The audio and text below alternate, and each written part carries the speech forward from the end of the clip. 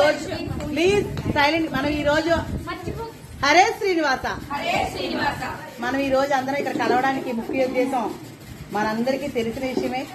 2 నెలల నుంచి మరి ఎంతో శ్రమ వచ్చి మీ అందరికీ కోలాటం నేర్పించడానికి మరి గురువు గారు చిన్ని గారు గుడివాడ నుంచి లక్ష్మీనగర్ కాలనీ వరకు మరి సాయంత్రం పూట చీకట్లో రైలు గేట్లు పడుతున్నా మరి అవన్నీ ఇబ్బందులను ఎదుర్కొని మీకు నేర్పించాలని తపంతో రావడం అనేది గొప్ప విశేషం. మీ అదృష్టం. ఒకసారి అది గట్టిగా చెప్పట్లేదు.